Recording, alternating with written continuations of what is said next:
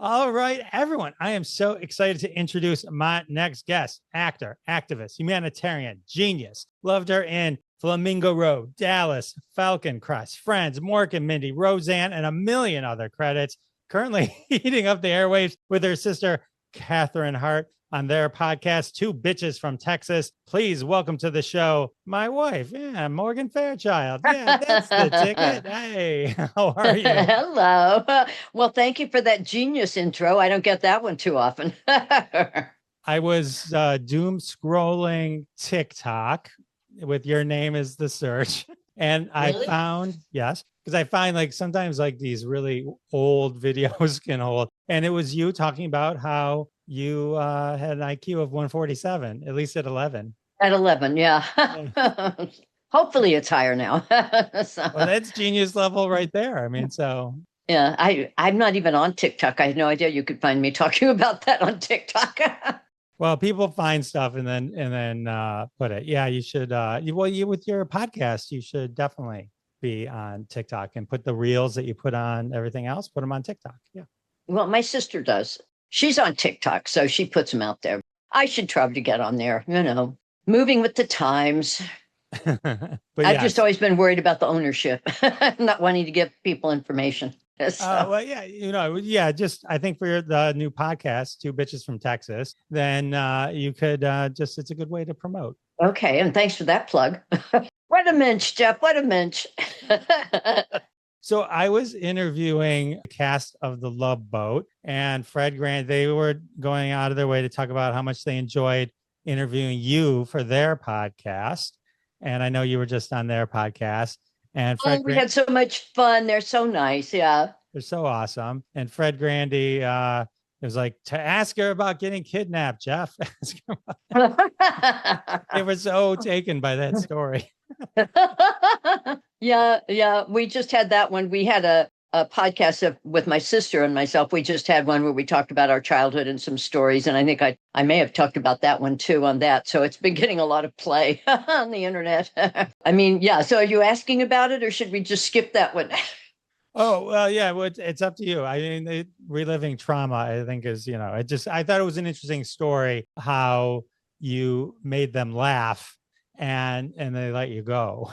That was the thing. It's that early now they have all these studies that show if you can become not an object, if you can unobjectify yourself so that you're a person that they can relate to, that helped. But what happened is my sister was going to Juilliard. My first trip to New York, I'd been down to Lincoln Center, visited her at Juilliard, and I'm walking back up to her apartment at like 2:00 in the afternoon, broad daylight on Amsterdam Avenue. And, this big guy comes up on one side of me and starts talking to me. And I'm from Texas. I'm a kid from Texas, but I know you're not supposed to talk to people on the street of New York. So I just keep walking. And then this other big guy comes up on the other side and they just kind of lift me up by my elbows and throw me in this cab that was conveniently loitering. And all these people are standing there. There's a bus stop right there. There's like 10 people on the street. It's broad daylight and nobody did anything. I'm saying help, help, help. And people are laughing. And it made me realize how quickly you can just disappear if, and nobody would ever know what happened to you, even though it happened in broad daylight in front of like hundreds of people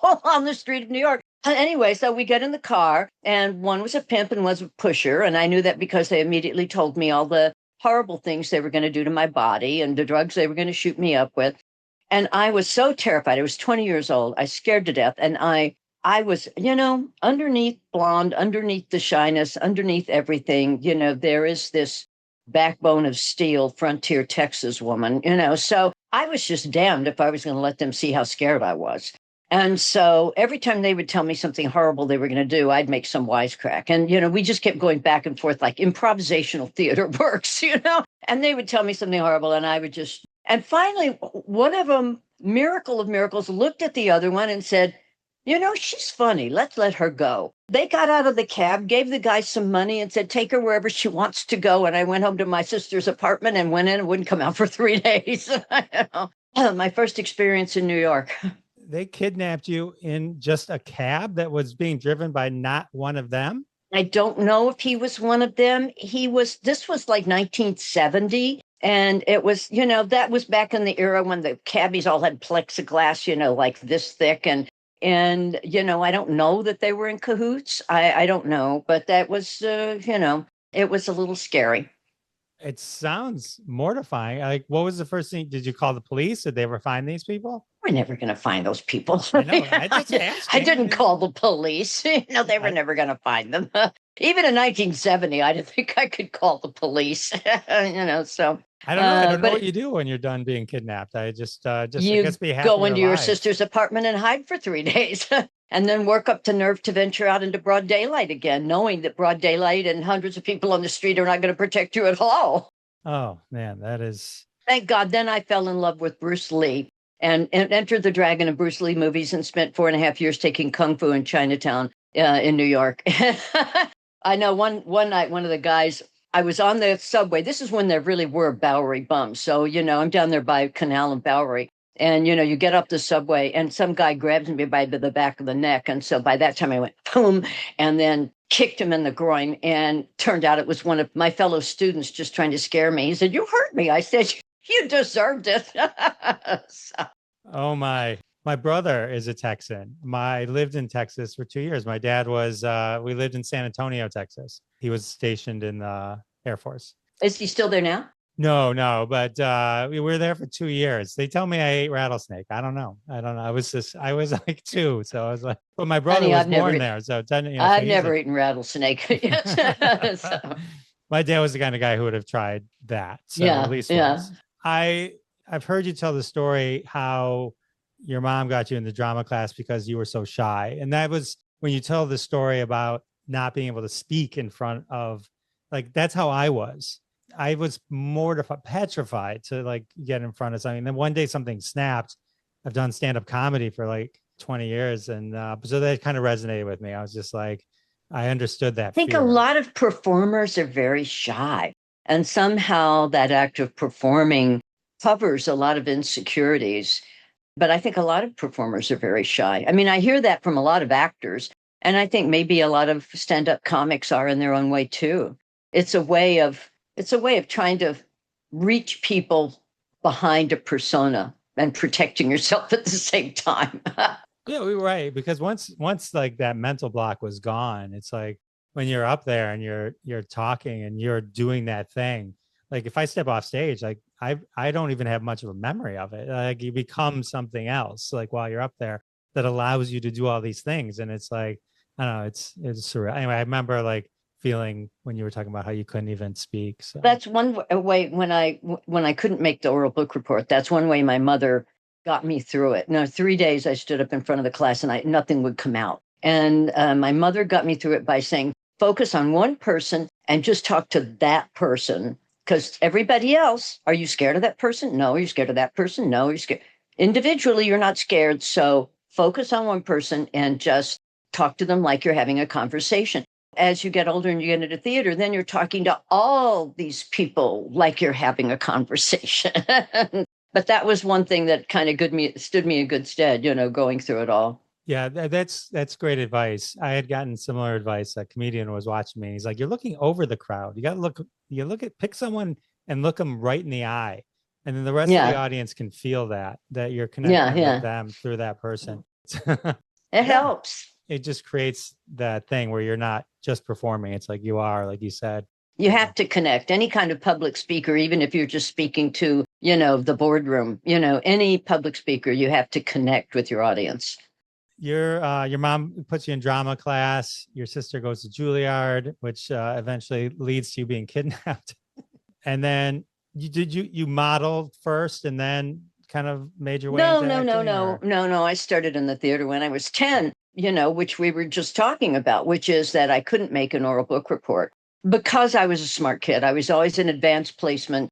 Teachers love you, make good grades and, never open your mouth. Until this one teacher decided that she wanted us to give an oral book report. And I mean, I could write a mile a minute, but the oral book report terrified me. I stood in front of the class, like I said, 3 days in a row, nothing would come out. So we finally got through that and I managed to muddle through it. And then my mother decided that no kid of hers was going to not be able to, to do this kind of thing, was going to be incapacitatingly shy. My mother and her brother had been big debaters and her brother was a judge and so this was a whole family thing of you've got to be strong. So Anyway, so mother enrolled us in drama classes. And every Saturday, my sister would get all excited and I would be throwing up in the bathroom. But finally, at the end of the year, they had us do a little play. And I kind of liked doing a little play. And of course, being the little fuddy-duddy that I was, they had made me the adult in the play. And so it was kind of fun, but I would never admit it was kind of fun. But then one Saturday morning, my mother was reading the paper and she called us in and she says, the Junior Players Guild is having auditions today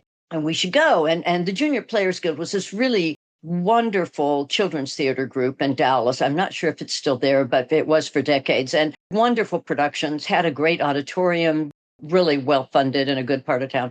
So my sister's saying, oh, yeah, let's go. And I'm like, no. Anyway, we go and we sit in the back of the auditorium all afternoon watching these kids audition, doing improvisational things that they had us do. And, you're sitting there thinking, I could do as well as that. But I'm not gonna go do that. But finally, my sister said, oh, I want to audition. And so I knew that if I didn't go audition, I would get yelled at all the way home. So I always say I have a career today because my fear of the stage was second only to my fear of my mother.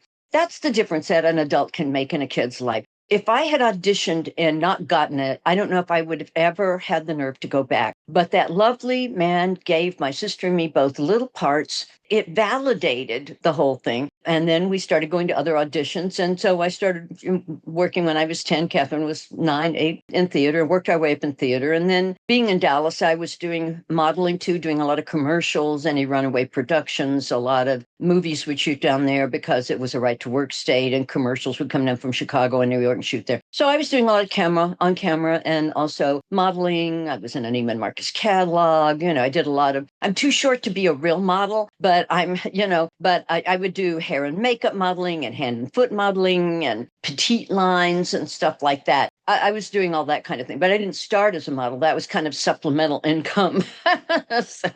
Well, speaking of TikTok and commercials, which I'm sure would not in this time period, but like some of the old Navy ones that you did, which are classics. One that looked even older was for Budweiser, where you were along the side of the road in some fancy red dress, picking up stuff off the side of the road. Technically, that wasn't Budweiser. Technically, that was the beginning of the anti-litter campaign in Texas called Don't Mess with Texas. And so that's what that was. And in a gorgeous Valentino satin red gown. So in the dust, we had to keep retreating from the dust storm that was going on and trying to get back out and shoot little bits and pieces. I think Terry Bradshaw may have done one. And but anyway, I didn't even know it was Budweiser was part of it. But maybe I made that up in my head. You might have. Yeah, I mean, they would be a logical sponsor, but it was the Don't Mess with Texas ad campaign. All right. So you started in soaps and then in the initiation of Sarah, sort of stumbling into the bitch type. Oh, yeah.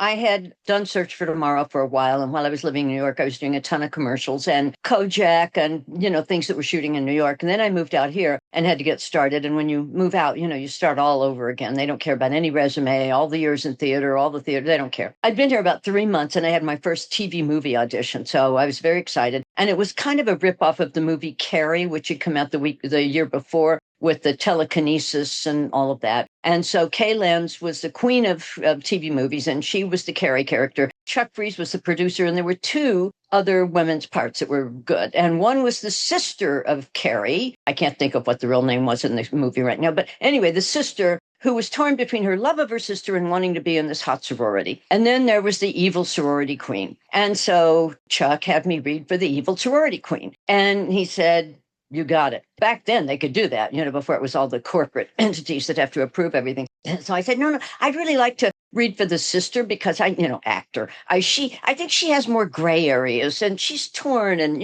and he says, I want a brunette. And I said, well, wear a wig. And he said, no, he comes up. Finally, he just says, honey, you haven't been here very long, have you? And I said, no, sir.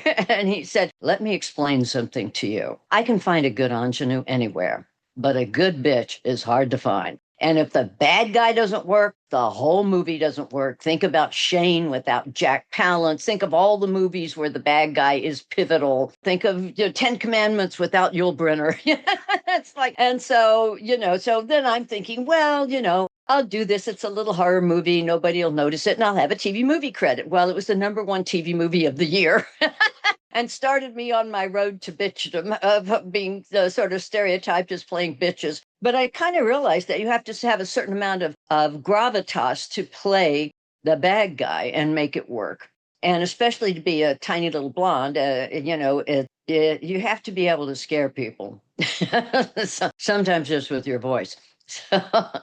Confident, snappy lines, bitchy lines. Like those are gold. That's the best. To geek out for 1 second, you were in an episode of The Amazing Spider-Man. Yes. Well, I did a lot of appearances on TV shows when I first got up. That was great fun. Nicholas Hammond, who was the Spider-Man, was a lovely, lovely gentleman. And Fernando Lamas was directing it. And he was wonderful. And I ended up working with him as an actor on Dream Merchants and then later as a director again on Flamingo Road and Falcon Crest and stuff. So I have great memories of that. That, Wonder Woman, the Hulk, all those superhero shows. Anyway, so when I saw that, I was like, oh, I love Spider-Man 77. There you go.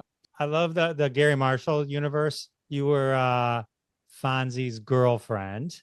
And that was one of your early shows too. Oh, I tell you, what a great group. What wonderful people. And how lucky was I, like my first year out here, to be Fonzie's girlfriend in an episode, Fonzie's new girlfriend. And everybody over there was so great. And that led to other things for me because they were all so nice. And they'd all say, come whenever you're on Paramount Lot, come over and say hi. So if I were shooting or if I were auditioning or something, I'd always stop by and say hi. So one afternoon I'm over there just to say hi. And Henry takes me aside and says, hey, do you have to go anywhere? And I said, no. He said, stay and watch our guest star work. He's really amazing. So I stayed all afternoon just to watch this guest star who was amazing and just to tell him he was a genius.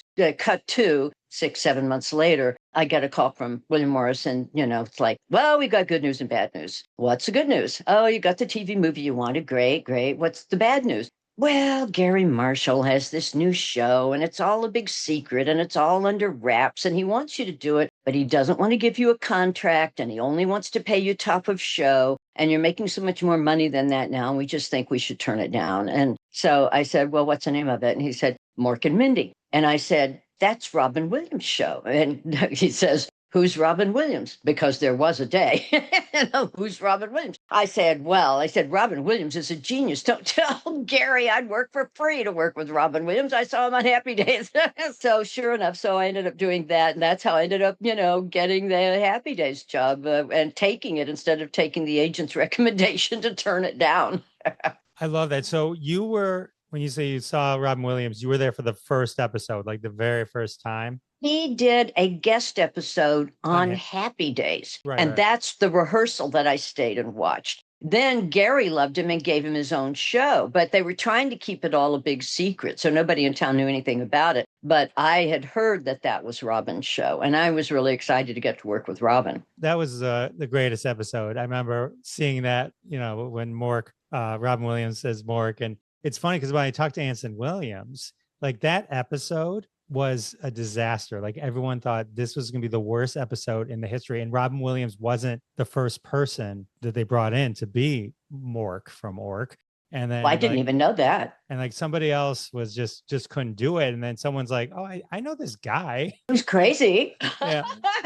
Yeah. Then it just became this most brilliant thing that I'm excited to hear that you witnessed that firsthand. That is. Well, it was fun. And then, once I was going to do the part, because the show wasn't on the air yet. So I went over, even though I knew the Mork character from seeing it on Happy Days, I went over to watch them tape the show ahead of mine so I could see what the character relationships were. And then the day I could see Robin at the cafeteria, on the break between rehearsal and taping, I could see Robin with all of his Topanga Canyon friends from 1978 with the mohawks, purple mohawks and everything pierced, looking over at me. And I know you're thinking, what are they sending me Miss White Bread America here? Anyway, so we got in the day I started and we do the table read, which for viewers who don't know, that's where literally you just sit around a table and read the show so everybody can see where the jokes are, what works, what doesn't work. Then we get up and start blocking, which is where you figure out who's going to sit where and who's going to cross the room when and all that stuff for the camera. And so I was watching and I quickly saw that what would happen is they'd start with the script and then Robin would just go off, and everybody would just stand back and watch him go because he was so fast and so amazing. And then eventually when he'd start running out of material, because Robin would never admit he's running out of material, the director, Howie Storm, would say, okay, let's get back to the script. So I saw that's how it kind of worked. And that he was kind of flying alone because everybody would just watch him. Anyway, when I got up to do it, we started the script and then he said something and I said something and he looked at me and he said something and I said something and we're going back. And finally he comes over and he grabs me by the waist and puts me in there. He says, Mama, you're one of me. We're just like improvising like crazy because I grew up in the theater. So when he throws something, I'll throw something back. So a lot of those first year Best of Mork and Mindy stuff is the scenes where we just improvised. It was fun. It was great fun. It was fun keeping it because he's so fast, just boom, boom, boom, boom. Just give him something to bounce off of so he's not flying alone. What a high compliment for him to say that to you. You're one of me. That's really cool. Hardly. He was a comic genius. I was at least being something for him to bounce off of. Well, speaking of bouncing off of, I heard you talking about this and through the magic of TikTok. I also found your evening at the Improv with Pee Wee Herman. Oh, yeah. So, which was really funny with him kind of just interacting. His whole routine was just keeping you on stage. Well, I was hosting night at the Improv, and back in the day, I remember Shecky Green was on it, and there were older comics, and you go over for a run through in the afternoon. So I'm doing the run through. Everybody comes in, does their act, and then this young guy shows up, and he says, "I'm not going to run through my act right now. I just stopped by to tell you, whatever happens tonight, I won't hurt you." And I'm okay. Yeah. So then that night he comes out as Pee Wee Herman. And it's all insane. And he's got a brown paper bag full of plastic spiders and snakes that he's throwing at me. And again, we're just improvising. We just keep going, keep doing, I'm dancing with him. Comedy is a dance. It's all rhythm. Finally, after the show, he says, "Oh, you got me. You got me. Nobody ever gets me. And you got me. And you just went with it. And it was great." And then we became great friends from letting him throw spiders and snakes at me and just going with it. It was a funny interaction. So did you know the character Pee Wee Herman at this time, or this is new to you at that time also? I had no clue. Look at you at the origin of Mork, at the origin of Pee Wee Herman. Like you were there. Yeah, kind of proud of the fact that my fiance always used to say I'm like Zelig. I just seem to always be there when something's happening. But I felt very fortunate that at that point I'd done so much theater in my background, and my sister and I grew up working with an actor who was one of the great improvisers of all time, named Lawrence O'Dwyer. And we would just stand in the wings when we were doing a show when we weren't even on just to watch him improvise. And he would have the audience in the palm of his hand, and he would just go off. We worked that way. So when they start doing crazy stuff, it doesn't scare us. We go with it. I mean, back in the day when people would say, like, who are the best people you've worked with? I said, well, I've worked with two comic geniuses, Robin Williams and Larry O'Dwyer. And you've never heard of Larry O'Dwyer, but he was as brilliant as Robin Williams. We were just fortunate that we got that kind of training, that when the opportunity came to actually work with other comic geniuses who need somebody to play with. And, they need somebody to work with that it works, that you've had enough experience, you can go with it. When you're performing, when you're doing a show, a TV show, anything like that, do you bring any of this improv to it? Are you spontaneous with the script, or are you a kind of a stick to the script type person? Oh, honey, I am such a wise ass. I have ad-libbed my way into so many things. So, I mean, that's how I made Flamingo Road work. I mean, we did a 2-hour movie of Flamingo Road, my first series, and it was a Joan Crawford remake, and I was not the Joan Crawford character. So I had like 8 scenes in a 2-hour movie, but I would ad-lib, and so you make her the funny bitch. So people are waiting to see what you do. It's kind of the same thing Larry Hagman did, and is you make it a funny bitch, entertaining bitch. And so I've kind of ad-libbed my way into stardom with it, with doing that. And nowadays they don't let you improvise much, but they should, because a lot of the writers are now the showrunners, and they don't want you to change a word. But when you find a moment when something works artistically, it's great to let it flow, let it happen. So you probably also saw the story about Pee-wee's Big Adventure, how that happened. I was doing Falcon Crest at the time. I get a call back when I had an answering service, and they said, "Oh, we have Pee Wee Herman on the line." And so I said, "Okay." I said, "Paul, I know your name. You don't have to say it's Pee Wee Herman." So he said, "I've got a big favor to ask." I said, "Yeah." She said, "Well, I got my first movie. And I'm saying, great, congratulations. He says, well, we've got no budget and we need some celebrity cameos and everybody's already turned us down. And I was just wondering, I said, okay. Don't tell people everybody's already turned you down. And well, we have no money. I said, listen, I heard the no money part. So when do you need me? And he said, Thursday. I said, okay, let me call Falcon Crest and see. So I got out of Falcon Crest, show up on the back lot at Warner Brothers, which was all kind of wooded and, looked like forest and stuff. And they're doing the ninja fight. And so I took Paul and Tim Burton. It was his first movie. I took them aside and said, guys, 4.5 years of Kung Fu in Chinatown. I can do this ninja fight for you, other than falling out of a tree, because Falcon Crest will sue me if I break a leg. And so we do the ninja fight. And then Jim Brolin arrives, all done up as Pee-wee. And of course, by now I know who Pee-wee is. I've seen the show. We're looking at each other. And so they said, well, just look at each other and say, I know you are, but what am I? And we're saying, well, what does it mean? And it doesn't matter. It doesn't matter. It'll be funny in context. But we don't know what it means. That's okay. It doesn't matter. So we do. I know you are, but what am I? And, Jim's standing there in his Pee-wee outfit. And I said, hey, do you have to go to work today? And he says, no. He says, I got the whole day off. I said, so did I. You want to do more? And he said, yeah, okay. So we'd go over to the guys, Paul, Tim, you got us for the day. You want to do something else? Again, just improvising. And they said, what else can we do? That we borrowed the back lot here, but we don't have any other sets. What else could we do? So we're kind of kicking things. And then Jim says, let me make a phone call. He calls Aaron Spelling. And they were not shooting on the Fairmont Hotel set that day because Jim was doing the series Hotel, which is where I knew him because I'd done the pilot for Hotel. Anyway, so Aaron loans us the hotel lobby. So then we kind of pull together a thing where I'm a spy and Jim is a big game hunter and Paul is a bellhop and it's paging Mr. Herman and all that. And that whole scene is totally improvised out of the blue because the bitch said, hey, you want to do more? What else can we do here? So that is anyway, a really funny scene. Like they overdub his voice, Pee-wee Herman's voice for that scene, or paging Mr. Herman, what I mean? Yeah, and just all improvised. That's the fun of feeling like you're being creative. You're just coming up with something, something you find interesting. You hope other people will.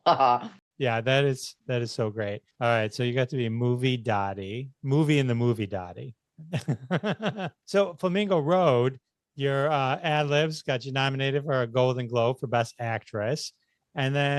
But then the show gets canceled right after like 2 seasons. Like it's like you're doing, and it's doing good. Well, yeah, there was a change at the top, and this happens. I've had it happen a couple of times to me personally, where there was an executive change at the top. And even though we were doing really well, the new leadership said they didn't want any soap operas on their network. The other soap operas were on CBS and ABC. We were the only ones on NBC. And so we had been picked up. 2 of us had bought houses based on the fact that we were picked up. I'm driving to the airport, 2 weeks before we start shooting to go to New York to do PR for the new season. I get a call from Entertainment Tonight, I think it was, how does it feel to have the show canceled? And I'm like, I thought it was a joke.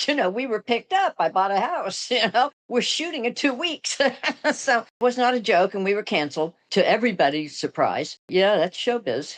That is a bummer. Yeah, I hear stories like that all the time. Lindsay Wagner got fired by the same guy twice.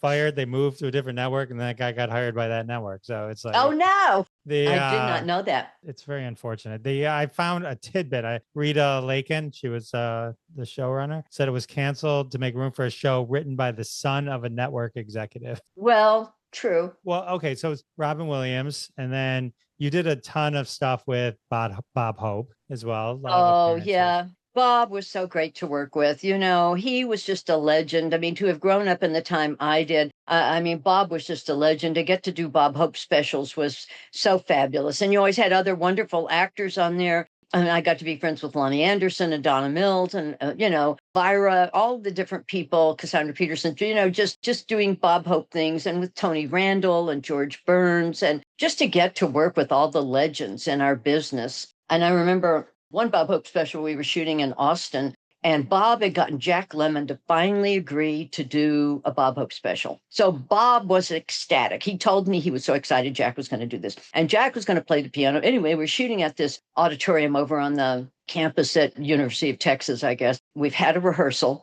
We're heading back over now. Because Bob was very careful with money, we always had to wear our own costumes, unless it was a clown or, something. So I'm in my own cocktail dress, and it's a strapless cocktail dress, Walk into the hotel, and Bob says, oh, I'm the spokesman for this Texas banking group, and they just happen to be having a conference, their big, yearly thing upstairs. Would you guys like to come up and say hi? Getting a free personal appearance out of Jack and me.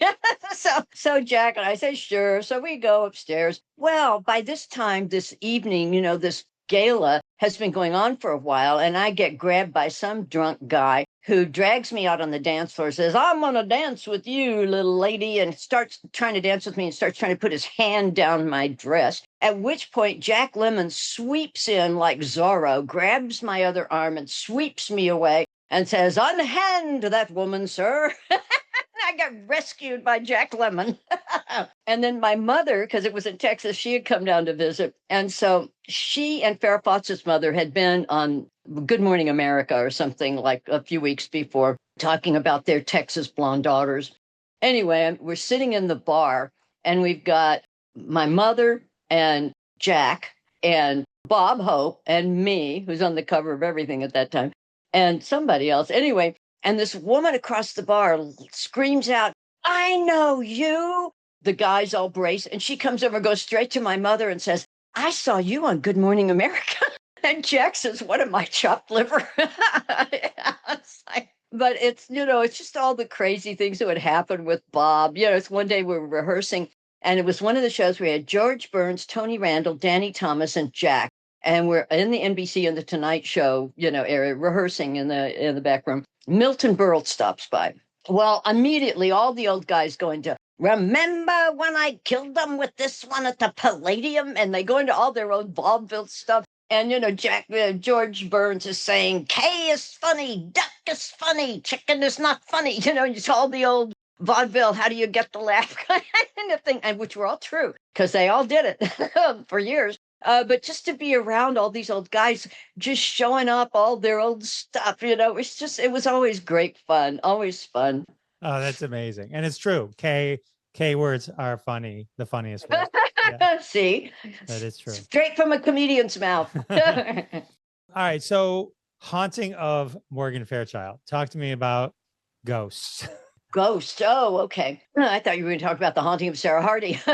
One of my TV movies. We could do that too. First, let's talk about Paranormal and your house, revisiting an old house that was haunted. I didn't expect to find it. You didn't expect to find that. No. Well, I mean, nobody does, at least of all me. No, when I was very young, I got married very young. We had to live with his mother for a couple of years, which he did not tell me till we came back from the honeymoon. He was getting out of the Vietnam draft as sole support of his mother, but he didn't tell me part of that was you had to live with your mother. For so, fun newlywed to find that out when you come back from the honeymoon.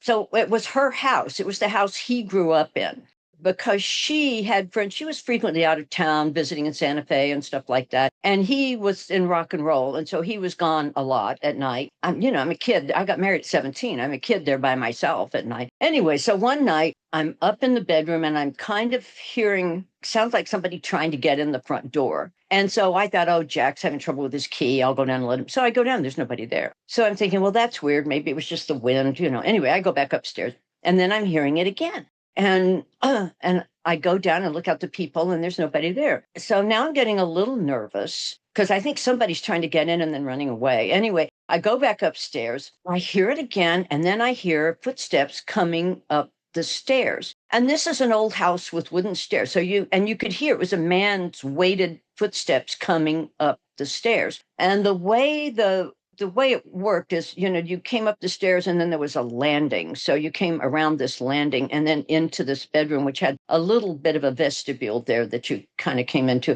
I could hear the footsteps stop, but I couldn't see anybody. But I could feel a presence, a heavy male presence watching me, scared the hell out of me. And that kind of thing went on a lot. Things getting moved, you'd wash the dishes, set everything down to dry and come back in 10 minutes and everything's moved. Car keys moved, things moved and just all the time. The final kicker was after a couple of years of sort of going through this and hearing these footsteps in the house all the time. I had just gotten where I talked to it all the time. I would just talk to him. And it's because I was there by myself a lot. So I would just talk to him. One time I got very, very, very sick. I had the flu really, really, really bad, where you like lose consciousness for a couple of days. My mother came over to take care of me because God knows my husband wouldn't. She has put me in his mother's room and while she's changing the linens. And in his mother's room, there's two beds. I'm trying to get it where your audience can see it. There's a wall here. You come in down here, two beds. Window, window, window. Every wall has a window, except this one. So my mother puts me in the bed closest to the door. So I'm kind of lying there, I'm facing away, and I hear this like saliva. So I thought my mother had come in to see if I was better, and there's nobody there. I said, I've been talking to you for so long. I said, if you can hear me, if you understand what I'm saying, I'm looking at the windows, and it's these heavy wooden Venetian blinds, old-fashioned Venetian blinds, not plastic, heavy wooden ones. I said, if you can hear me, just move the blinds. And nothing happens. And then on the other side of the room that I had been facing, the heavy Venetian blinds flew out like 3 feet from the wall and slammed into the wall. And I said, listen, I know you don't want me in here. I know it's Mary's room. I'm sick. I've been sick. So some of those things kind of like make a believer out of you. And then we finally had like someone come in and just kind of do a reading on the house. And she described this guy perfectly. I wrote everything down. And then when my mother-in-law came back to town, I said, I had somebody come in, and she said, oh yeah, that's my dad. I said, okay, it's your dad. I guess that's why he's feeling protective of your room. But I just always knew he was there. I mean, he made no attempt to hide the fact that he was there. Never saw him, but heard him a lot. Wow. That would scare me. I would never go back into that room again. Trying to be the dutiful young wife and go in there and dust and clean when she was away, vacuum, keep everything nice for her, but apparently he resented it. So my wife runs in here and goes, she was on Friends. And I'm like, yes, Robin, I know a Morgan Fairchild was on Friends. Friends is on rotation here. So you're probably you would be on our TV every third day. I mean, even. Yeah, probably. That's one of my favorite Morgan Fairchild performances. And you were so awesome in it. Oh, well, you're kind. It was great fun. It was great fun to do it. And, it wasn't a hit when I started to do it. They called and offered me the part, and it was kind of middling arranged, but I had seen the show, and I thought the kids were very talented on their own. But also the ensemble work was so good. And again, coming from the theater, that's two different talents. And I thought it was really good. And I always remember, because I was going to take it, and Cicely Tyson, wonderful actress, said, Morgan, you're too young to play that guy's mother. She should wait. And I said, well, I've played mothers of kids and teenagers, and you got to make that transition sometime. And I think the show's cute. I think it's got potential. And it did. I was right. And so I did the show. I just always remember that first day. Matthew comes running over to me, I should say bounding over to me, because he was like a big puppy dog. And he says, oh, you won't remember me, but I used to hang out with you on the set of Flamingo Road and Falcon Crest with my dad. And I'm like, really? Who's your dad? John Bennett Perry, and who had a recurring part as a sheriff on Flamingo Road and Falcon Crest. And I'm like, oh my God, you were that little kid with John? And then I'm thinking, well, I guess I am old enough to play this kid's mother. He was hanging out on my set when he was 9. So.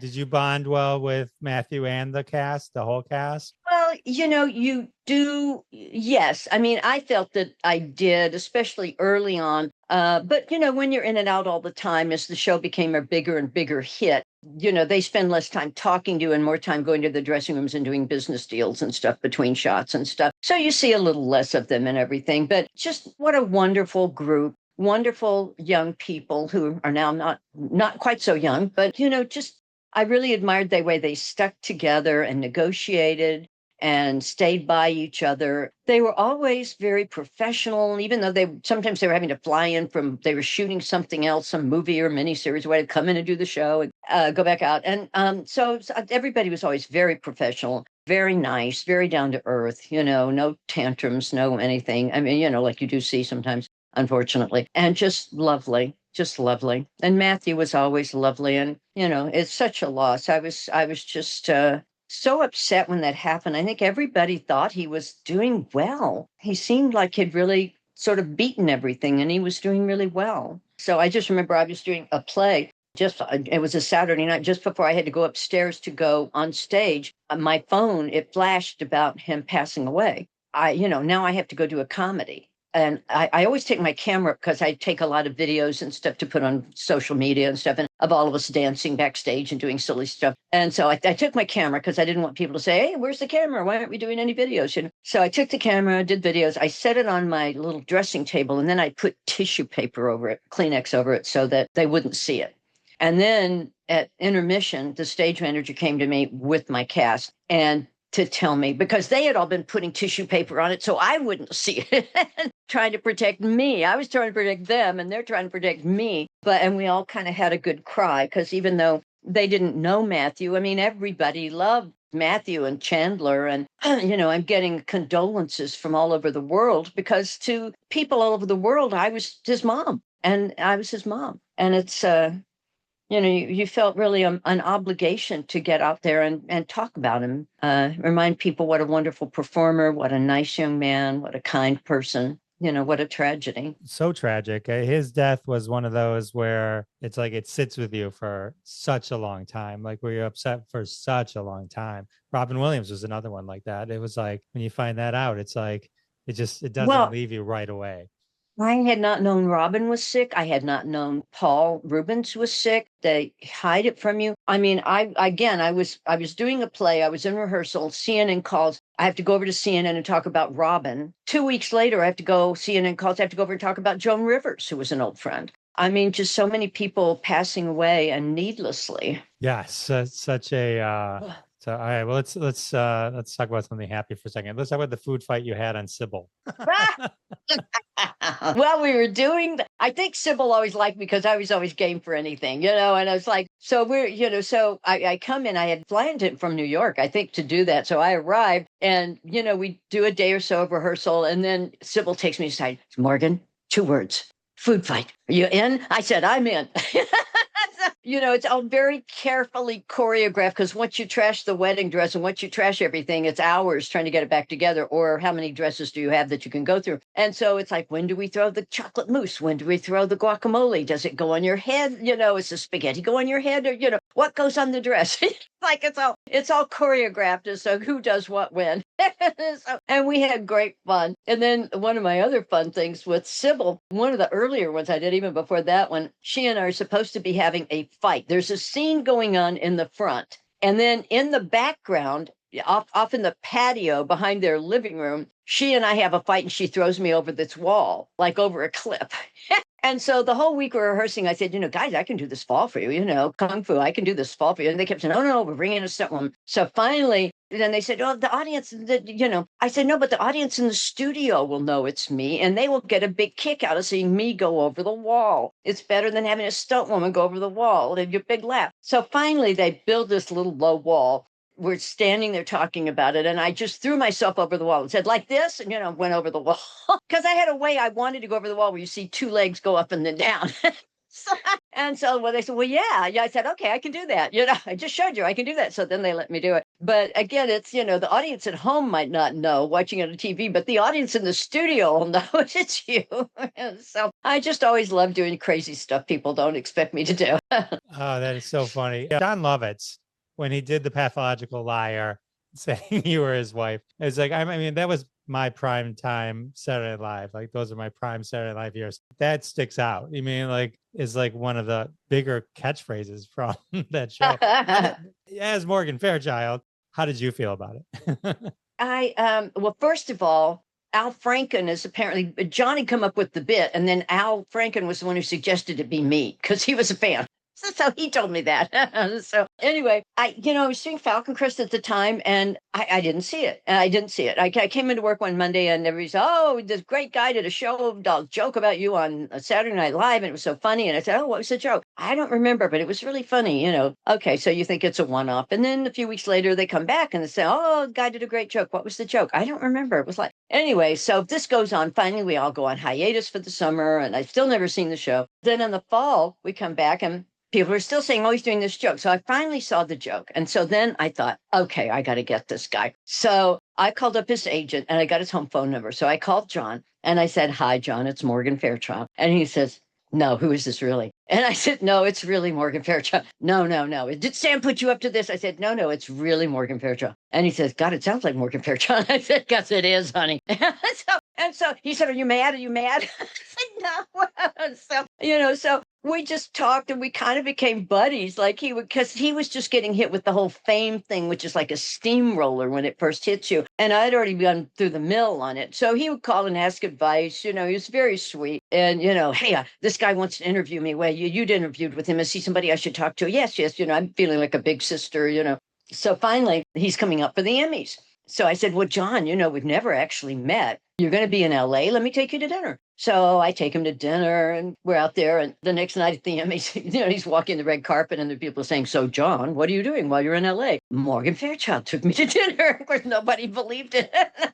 But sometimes he would call up and he said, oh, Morgan, I hope you're not going to be mad. You're not going to be mad. He said, I was doing stand up and it just slipped out. And don't be mad. And I said, what? What did you say? He said, I slept with you. And I said, John, I don't think anybody believed you. It's okay. But I thought it was very funny and great fun. And he's a sweetheart.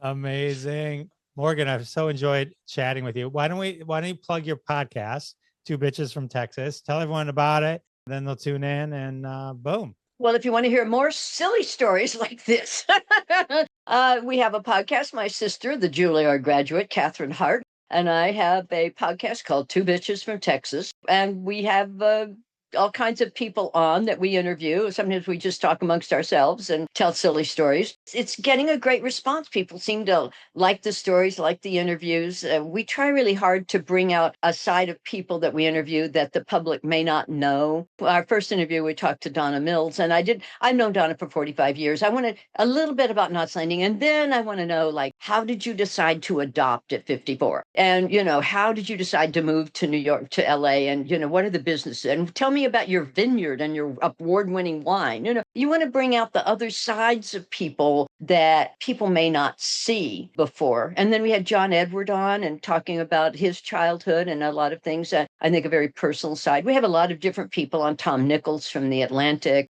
We've got Linda Gray coming up and Patrick Duffy and Stephen Tobolowsky, which is a hysterical one because he's a wonderful character actor. People remember him mostly from Groundhog Day, from Ned. You like to bring out the fun, crazy side of people instead of just talking about the same old stuff. The Stephen episode was excellent. You guys are great interviewers and you have good rapport with your guests. It's thank you. He was great in Silicon Valley too. Yeah. So many. He's been in everything. He's one of those character actors that people would like. I'm not sure about the name, but as soon as they see the face, oh, I love that guy. He's amazing. He's in everything. And he's always great. He's always great. Always great. You're always great. You're amazing. Thank you, Morgan Fairchild.